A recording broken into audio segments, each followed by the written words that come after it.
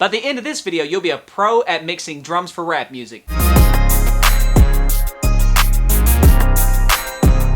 So I know how it is. You think your drums sound amazing, you've mixed them or whatever, and you take it to the car, you think it's gonna sound great, and they sound like boo-boo. Look, I've been there. I know many people that have been there, and I've worked with a lot of clients to help them get their drums sounding better so that when they take them to the car, when they put them on Spotify, they're hitting like they're supposed to. What's going on, everybody? My name is TreMade, and I'm an audio engineer and music producer, and I'm here to help you level up your music production skills. Make sure you stay to the end of the video. I'm gonna be giving away the best tips towards the end. Now that we have all the sounds in the mixer, we can begin to finally mix the drums to whatever way we would like to. This is where a reference track may come in handy because you'll have something that you can kind of hear and compare and contrast against and kind of hear where your drums are sitting and where the reference track is sitting. That can help. Remember, ultimately, you get to decide because it's your music. For me, I usually like to have my kick and my snare drum hitting pretty hard because that's usually the foundation of the groove. Drums do hold such a foundational part in most music, so I like to keep mine pretty loud. That's going to depend on what type of music that you're making and in your own taste. So, this is probably like the holy grail of mixing drums, and this is really the most important part, especially when you're in the hip-hop, trap, R&B genres, is that you don't want the kick drum and the 808 to be clashing. That's a huge problem. You can do some of this with sound selection, but if you just love the two sounds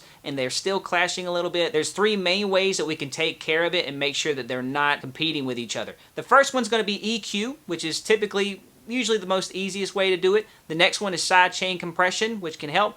And then the third one, again, sound selection. The main reason why the 808 and the kick clash is simply because they occupy a lot of the same frequencies. So one of the best ways to take care of this problem, again, is EQ, and you want to do that by pulling up a spectrogram. Take a look and see where the main frequencies are actually being generated from that kick drum. That's what you want to be heard. So if you look, you can see that this is the primary frequency of the low end for the kick drum here. And this is what we're going to be looking at when we're working on the 808.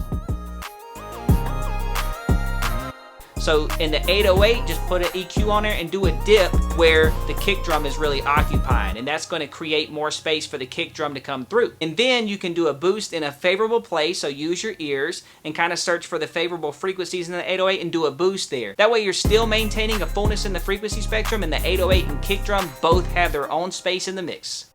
Now, actually, I'm using a free EQ called TDR Nova, which I highly recommend. Go grab it. It's also a dynamic EQ, which is really great because basically you can control individual frequencies. It's sort of like a compressor and an EQ in one, which is really nice.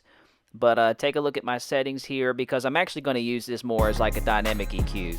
So it's just going to pull down the frequency when it hits a certain like level or threshold. And I have this side chained as well. But I'll talk about how to do that later on in the tutorial, so stick around for that. But what I'm doing here is I'm just trying to figure out, okay, like what's a good frequency in the 808 to kind of make sure that we're bringing out. This is like more of the low end, which is making it compete too much with the kick. So I'm going to pull that back down and stick with the first adjustment that I made.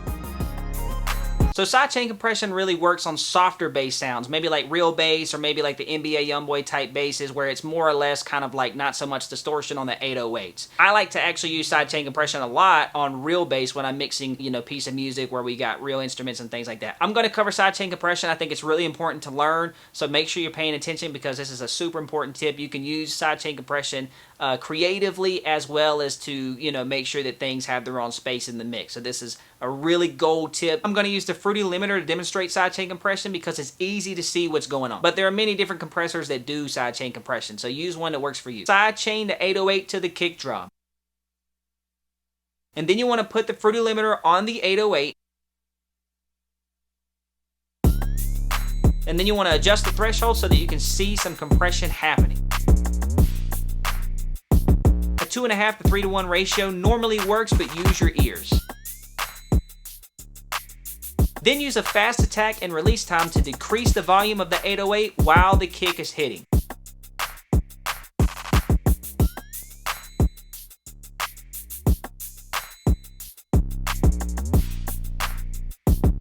So it'll go under while the kick hits, and it'll come right back up to sound like nothing really ever happened, right? You just want to be able to hear that kick poke out.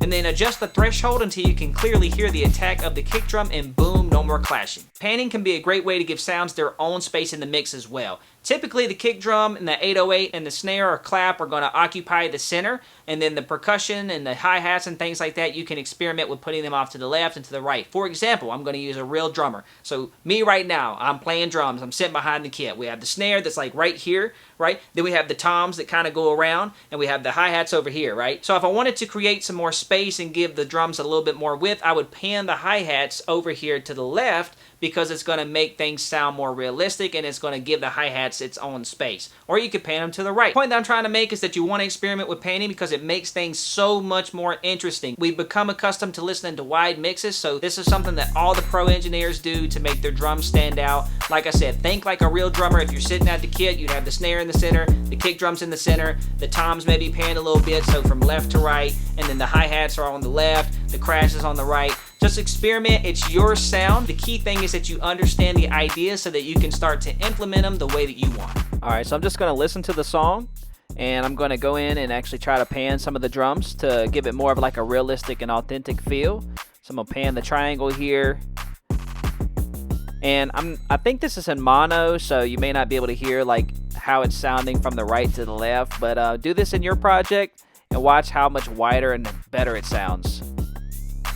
You can also use things like Transient Designers, which are more of like a sound designing tool where you can affect the attack and the sustain of a sample. This is how you would do that, and listen to the changes. Like if I increase the sustain, all of a sudden it sounds like it's obviously like has a longer tail, so instead of just being like, it has a right? I know my example is horrible, but you get the idea. If I increase the attack, it's just going to make it hit harder. It's just going to increase the transient. The transient, think of that as like an attack. Alright, but Transient Designers sometimes can help if you get a snare and you like the sound, but you think, man, it just needs more attack. Transient Designer is what you need. EQ is going to depend on the sounds that you've selected and also your own individual taste. But for example, if you hear in your reference track that the drums are a little bit brighter, or maybe the snare drum has a little bit more top end, that's a simple fix. Just put an EQ first in the chain and just do a high shelf and boost a little bit, and that should brighten up that sound. Another thing that can help add more width, but it doesn't work in all types of genres and all types of beats or productions, is adding reverb or delays to the snares. You can add delay sometimes to the hi-hats, but experiment with that as well. So for example, I'm going to add reverb to this clap here, and you can kind of hear the difference. It's not that it's bad. It might work for a lot of different beats, but some it might not. Some beats require more of like that drier sound. So again, this is where I'm talking about you want to kind of have a goal in mind before you sit down and start producing. That way you kind of know where you're going, and you can kind of understand like, oh, I'm not really hearing reverb on this clap, or hey, maybe this would sound great with some reverb on it. I'm trying to go for that bigger sound. So here's like the stock reverb in FL Studio, and the delay knob here is usually called pre-delay. It basically just determines like how long it takes for the reverb to engage. Wetness controls how much reverb is happening, so how wet or how dry it sounds. We'll go ahead and pull it up some so that I can show you what the high and low cut does. So high cut and low cut just determines like what frequencies are really being affected, so you can filter out certain things to make your reverb sit better in the mix. So if you want to make it sound brighter, you can pull up the high cut. Cool. Now we'll pull it down some. Alright. Here it is without it. And then here it is with the reverb.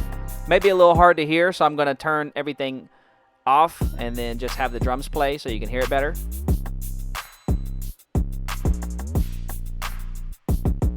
But it is important to listen to the reverb in the mix though. I'm just doing this because I think the recording is in mono, so it's a little harder to hear than if it were in stereo. Decay is how long the reverb lasts, so really like how big it sounds. So if you want that big lush sound, then you want like a longer decay. We'll pull it down some. So you can hear it's obviously giving like a lot more width and a lot more fullness to the drums, which may be desirable for you. It may not. You may want to go for a more dry sound. It's up to you. Cool. Now I'm going to show you briefly how like delay can change the sound of what you actually programmed.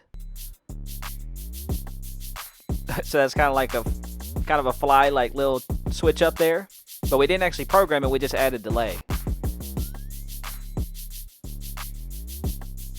So you can obviously change like what the delay is doing, change the volume of it. Kind of changes the groove a little bit. But experiment. One thing that I like to do to make my drum sound even better and more cohesive is bus compression. This is where you send all the drums to one plugin and you compress everything as a whole. The point of this is really to kind of glue the drum kit together and just make it sound more like one unit rather than individual sounds. So here's how to do that. All right, so this would be like a typical bus chain that I would use. We have a multi-band compressor that's really just kind of taming some of the lows in the drums and gluing it all together more. Then I'm actually going to use T-Rex EQ, which I really love, to add some more brightness to the drums overall. And then I'm going to add Vitamin, which is really great. I use it all the time. It allows you to add stereo width, or control the stereo width rather, of individual bands. So you can see I have the low end zeroed out so that it's in the center. Yeah, this is pretty much what it sounds like. It definitely makes things sound more crisp, more together, and just overall more punchy. Make sure you subscribe and ring the notification bell below. That way you get notified every time I post a new tutorial. At the end of the day, I'm here just trying to help you level up your music production skills. So if you have any questions, drop them in the comments below. Smash that like button and I'll see you in the next video.